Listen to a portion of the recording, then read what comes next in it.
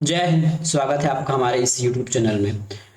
आज हम चर्चा करेंगे पर्सनल प्रोनाउन के बारे में। और पर्सनल प्रोनाउन में हम चर्चा करेंगे कि कब पर्सनल प्रोनाउन को ऑब्जेक्टिव रूप में यूज किया जाए, कब उसका सब्जेक्टिव होगा और कब उसका पोसेसिव फॉर्म होगा। बहुत लोग ये नहीं जानते कि किस प्रकार ये चेंजेस होते हैं और छोटी छोटी गलती की वजह से कई नंबर गंवा के आ जाते हैं एग्जाम में। इस सेशन के माध्यम से हम ये देखेंगे कि कैसे हम एग्जाम में सही तरीके से बनाएंगे और हम अच्छे नंबर से पास हो सके। ठीक है, चैनल पर नए हैं तो पहले पूरा वीडियो देख लीजिएगा, पसंद आए तो ही चैनल को सब्सक्राइब कीजिए और वीडियो को लाइक कीजिएगा। ठीक है, चलिए चलते हैं हमारे वीडियो की ओर। प्रोनाउन सब, यदि हमारा प्रोनाउन के बारे में हमने चर्चा कर लिया है, प्रोनाउन क्या होता है ये सब आपको अच्छे से पता चल गया होगा। ठीक है, अब हम सिंपली चर्चा करेंगे कि सब्जेक्टिव प्रोनाउन क्या होता है। तो I, we, you, he, she, it और दे, ये सारे सब्जेक्टिव प्रोनाउन होता है।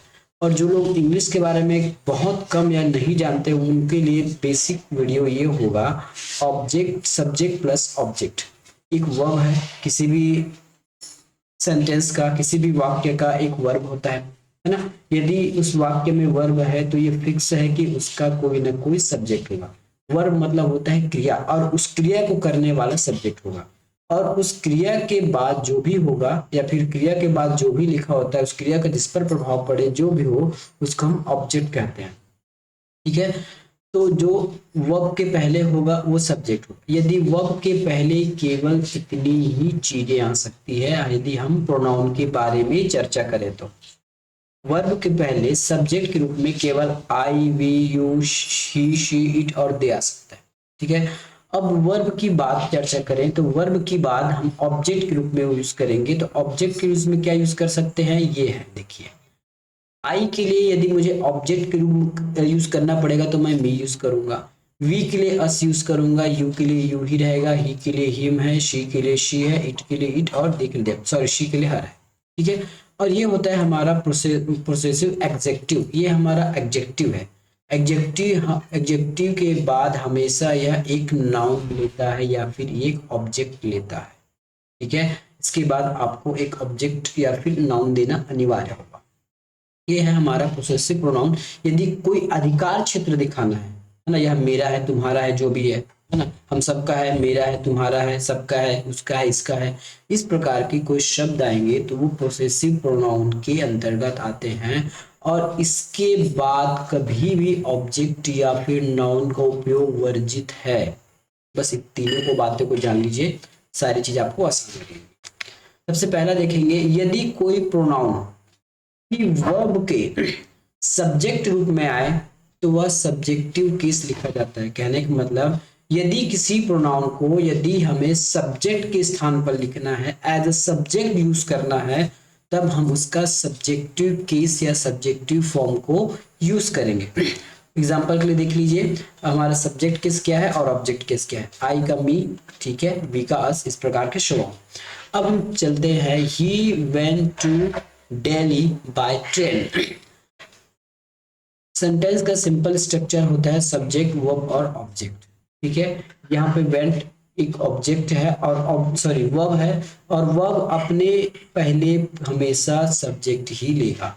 अब देखिए यहाँ पे जो हर है सब्जेक्ट है कि ऑब्जेक्ट है। हर कहाँ पे लिखा है, हर यहाँ पे लिखा है, ये ऑब्जेक्ट है। किसका ऑब्जेक्ट है, सी का। और हमने नियम में पढ़ा है, यदि हमने वर्ब लिखा है तो उसके पहले मुझे सब्जेक्टिव केस चाहिए ही चाहिए। तो यहाँ पे हर लिखा है, ये गलत हो जाएगा। ठीक है, तो इसके लिए क्या आ जाएगा, she went to Delhi by train, ये सही होगा। अगला एग्जांपल देखिए, यू, ही एंड मी। ठीक है, you, he and me have decided to go there, है ना। तुम, वह और मैंने यह डिसाइड किया है कि हम बाहर जाएंगे, वहां बाहर जाएंगे। टू गो देयर, वहां जाएंगे। ठीक है, अब देखिए यहाँ पे ये हैव आपका ऑक्सिलरी वर्ब हो गया। ठीक है, और वर्ब के पहले चाहे ऑक्सिलरी हो या मेन वर्ब हो, उसके पहले सब्जेक्टिव आता ही आता है। यू हमारा सब्जेक्ट के रूप में, देखिए यू आपको कंफ्यूज कर सकता है कि यू हमेशा आपको ऑब्जेक्ट और सब्जेक्ट दोनों एक जैसे दिखते हैं। है ना। तो ये तय कैसे करेंगे कि यू कहाँ पे है ऑब्जेक्ट और कहाँ पे सब्जेक्ट है, तो इसके लिए आपको देखना पड़ेगा उस सेंटेंस में वर्ब क्या है। यदि वर्ब आपको पता चल गया और यू वर्ब के पहले लिखा है मतलब यू हमारा सब्जेक्टिव फॉर्म में है, और यदि वर्ब के बाद यू यूज किया गया है इसका मतलब वो ऑब्जेक्टिव फॉर्म में यूज किया होगा।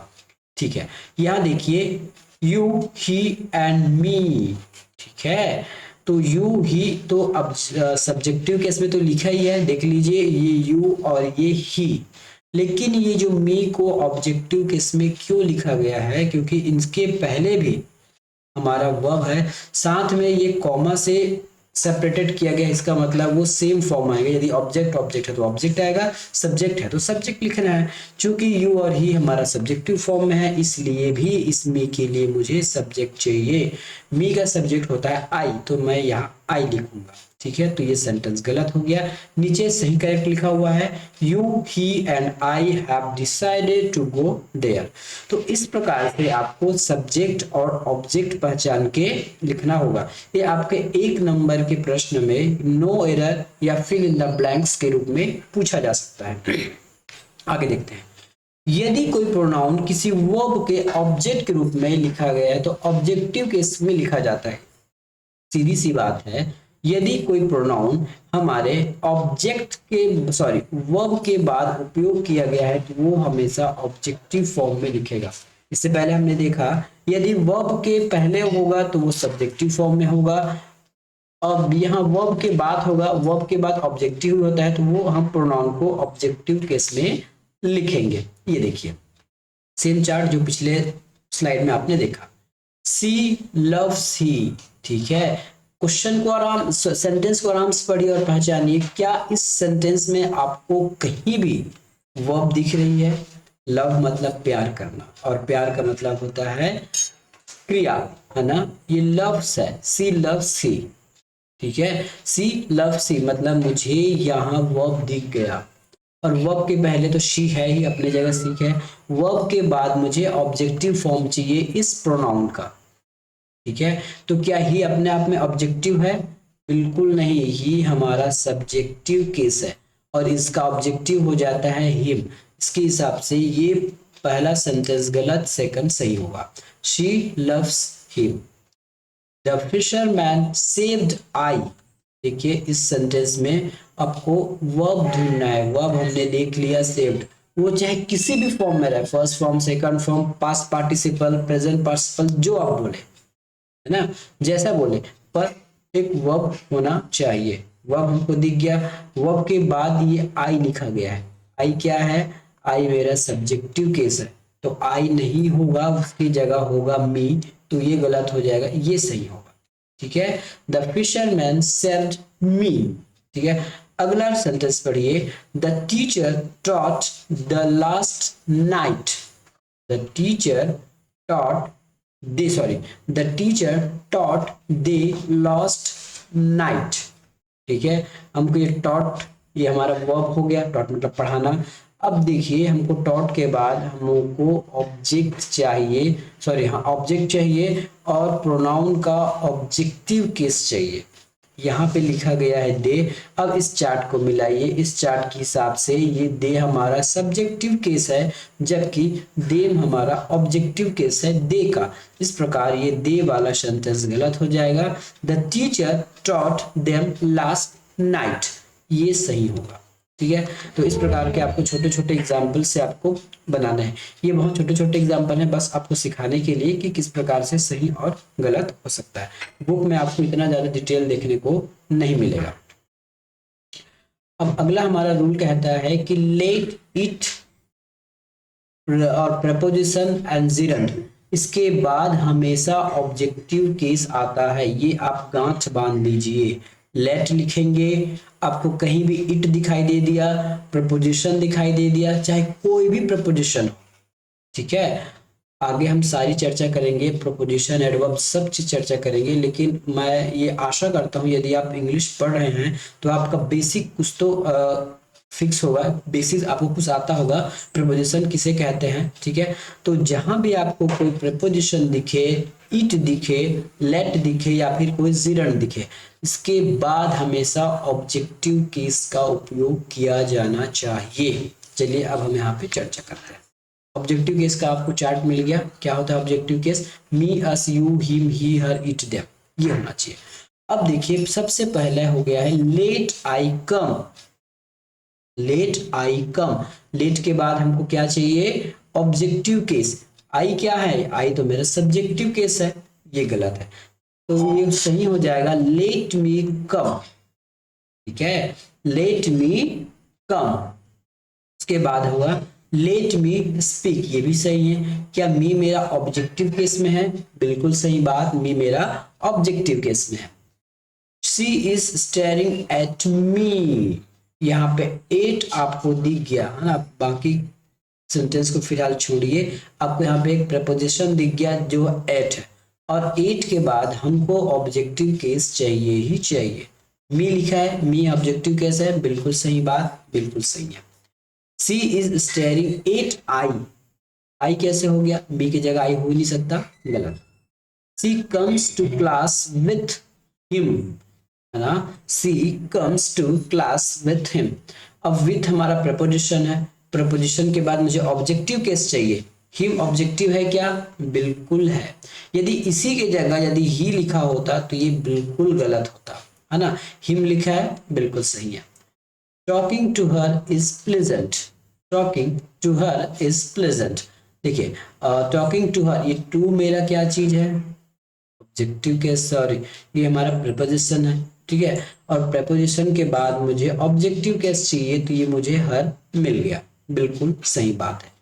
Beating him is a easily, अब ये हमारा जिरंड हो गया, ठीक है, बीटिंग हिम इज इजली, ठीक है, बीटिंग हिम इन इजली, ये बीटिंग मेरा जिरंड हो गया, और जिरंड के बाद मुझे ऑब्जेक्टिव केस चाहिए, हिम को देखिए, हिम भी ऑब्जेक्टिव केस में है, बिल्कुल सही है। यदि इसके जगह ही लिखा होता तो ये मेरा गलत आंसर होता, क्योंकि हिम लिखा है, ऑब्जेक्टिव केस लिखा है, बिल्कुल सही है, ठीक है। अब हम अगला चर्चा करते हैं। अगला क्या, अगला है कि पोसेसिव प्रोनाउन का यूज वर्ब के सब्जेक्ट और ऑब्जेक्ट दोनों के रूप में हो सकता है, ठीक है। सबसे पहले पोसेसिव प्रोनाउन क्या होता है ये देखिए, mine, our, his, her, their, theirs, mine, our, yours, his, hers और देयर, मतलब मेरा, उसका, इसका, हमारा, उनका, ये हमारा पोसेसिव प्रोनाउन है जो अधिकार दिखाता है, ठीक है। तो पोसेसिव प्रोनाउन का हम सब्जेक्ट और ऑब्जेक्ट दोनों के रूप में कर सकते हैं। Ours is a great country, ours is a great country, बिल्कुल सही है। उसके बाद our is great country नहीं होगा, मैंने पहले ही बताया था, our के बाद मुझे कोई भी ऑब्जेक्ट चाहिए ही चाहिए, तो ये गलत हो जाएगा। hers is a beautiful garden, ये बिल्कुल सही होगा। हर नहीं होगा, हर के बाद मुझे कुछ ना कुछ नाउन या अन्य वर्ड चाहिए ही चाहिए, तो ये गलत होगा। These books are not mine, these books are not mine, ये बहुत ही सही आंसर है। These books are not mine, यह पुस्तक मेरी नहीं है, ठीक है।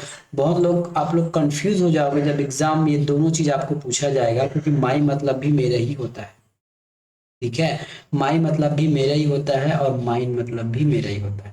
तो दिस बुक और नॉट माई, ठीक है, तो इस माई के बाद तो मुझे कोई ना कोई नाउन या फिर ऑब्जेक्ट चाहिए ही चाहिए, क्योंकि इसके बाद बोलते हैं ना, दिस इज माई कार, देखिएगा जब भी आप इंग्लिश पढ़ेंगे तो माई के बाद हमेशा आपको इसका ऑब्जेक्ट मिलेगा ही मिलेगा, ठीक है। माई के बाद आपको, क्योंकि ये आपका प्रोनाउन नहीं है, ये आपका एडजेक्टिव है, ठीक है, इसके बाद हमको नाउन चाहिए ही चाहिए, इसलिए जब भी ऐसे लिखेगा माई वाला तो ये बिल्कुल गलत होगा, इसके बाद हमको कोई ना कोई ऑब्जेक्ट चाहिए ही चाहिए, ठीक है। तो सही और गलत आगे हम और ज्यादा अच्छे से चर्चा करेंगे, आपको बहुत अच्छे से समझ में आएगा। अगला देखते हैं, प्रोसेसिव प्रोनाउन के बाद नाउन का यूज कभी भी नहीं होता, जस्ट अभी हमने जो चर्चा किया। और प्रोसेसिव एग्जेक्टिव के बाद नाउन का यूज होता ही होता है, उसके बिना बात नहीं बनेगी। इस चार्ट में देखिए, है ना, ये आपका प्रोसेसिव एग्जेक्टिव है, माई, अवर, यूअर, हिज, हर, इट और देयर। ठीक है, इसके बाद नाउन चाहिए ही चाहिए। जहां आपको माई दिख गया प्लस नाउन चाहिए, अवर दिख गया प्लस नाउन चाहिए, यूअर दिख गया प्लस नाउन चाहिए, हिज चाहिए, हर, देयर। उसके विपरीत प्रोसेसिव प्रोनाउन, है ना, ये प्रोसेसिव एडजेक्टिव केस है और ये पोसेसिव प्रोनाउन है। इसके बाद हमको कोई भी नाउन नहीं चाहिए। ठीक है, ये अपने आप में कंप्लीट है। लास्ट देखिए, yours house is beautiful, yours house is beautiful, your house is beautiful, your is a beautiful house, yours is a beautiful house। ठीक है, इसमें से सही कौन सा है और गलत कौन सा है, प्लीज देख के बताइए। ठीक है, देखिए, यूअर के बाद मुझे कुछ न कुछ ऑब्जेक्ट चाहिए, कहीं है क्या, बिल्कुल नहीं है, तो ये गलत होगा। ठीक है, यूर हाउस इज ब्यूटीफुल, ये बिल्कुल सही। ठीक है, yours is a beautiful house और yours house is a beautiful, ये गलत हो जाएगा, ये सही। ठीक है, तो इस प्रकार के आपको अंतर करने आना चाहिए, है ना। मुझे इस यूअर के बाद कोई ना कोई ऑब्जेक्ट चाहिए ही चाहिए था, कोई ना कोई नाउन चाहिए ही चाहिए था, मुझे यहाँ मिल गया हाउस, यहाँ इज आ गया डायरेक्ट, इसलिए गलत हो गया, है ना। Yours is a beautiful house, इसके बाद मुझे कोई भी ऑब्जेक्ट या कोई भी नाउन नहीं चाहिए था, बिल्कुल सही है। पहले ऑप्शन में देखिए, यहाँ पे हाउस आ गया है, तो ये बिल्कुल गलत हो गया। तो ये एग्जाम में, छोटे छोटे एग्जाम में आपको ये एक एक दो नंबर का पूछा जा सकता है। ठीक है, यूअर्स हाउस, इसका हिंदी मीनिंग हम और कभी देख लेंगे, फिलहाल इसका जो यूज है वो देख लीजिए। ठीक है, तो आज की वीडियो में केवल इतना ही, मिलेंगे नेक्स्ट वीडियो में, तब तक के लिए धन्यवाद। वीडियो का कंटेंट पसंद आया होगा तो चैनल को सब्सक्राइब कीजिए, वीडियो को लाइक कीजिएगा। धन्यवाद।